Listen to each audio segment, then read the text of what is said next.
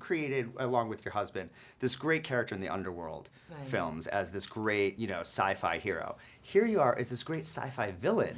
Was that part of the fun for you to get to kind of do the role reversal and get to play the other side? I mean, not so much specifically because she's the villain. I think one of the things, I love Underworld to death, and it's a obviously very special movie for me, but, given who the character is, and she's not really a human, and she's very stone-faced, and she's not got a gigantic emotional palette, so as an actress, and especially playing her repeatedly, it's, you don't get to play with all the, all the toys that you have in your toy box, and this character is quite unstable and unhinged and a little bit crazed, and I really enjoy doing that. Yeah, it's fun to play the villain, right? Yeah, it really is. Yeah. Did you, now it's a really iconic role, of course, from the first Verhoeven film and Sharon Stone. Was there any sort of reservations or trepidations about kind of filling those shoes? To be honest, not. I grew up in England watching, various plays and then revivals of plays, and that's sort of how we roll there, And certainly in the theatre world, it's very normal to see several glass menageries by the time you're, 20 years old. So that didn't really bother me. And also, I think the tones of our movies are so different. There was really no danger of me being like her or not really like her. It was just like a sort of a different thing, even though our characters kind of have some of the same story points. Right. I didn't really feel that they could be compared in that way. Yeah, well, it's a much different film because, of course, it's more based on the original source material than the movie. Yeah, it has a lot more things from the source material, and it does certainly, pay homage to the original movie. And there's other things that are in neither.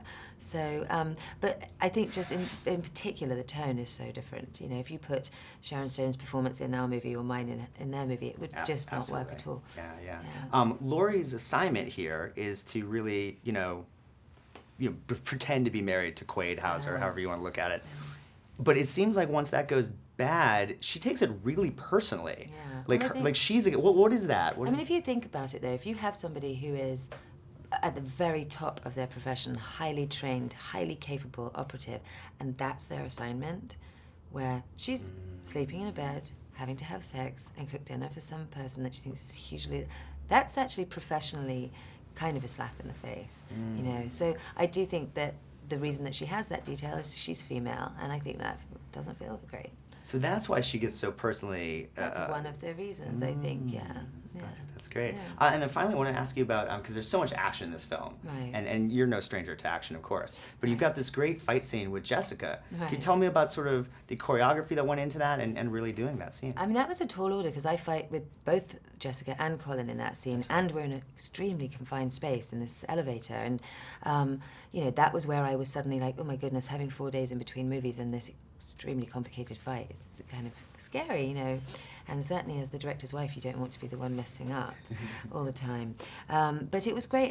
Fighting with another woman is nerve-wracking, if she's an actress, because you don't want to make a mistake and then give her a black eye.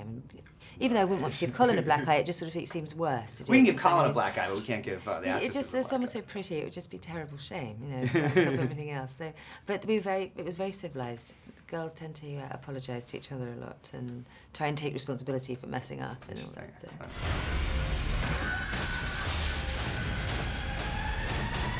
Total Recall. They've got a lock on the vehicle. You're gonna need your seatbelt on.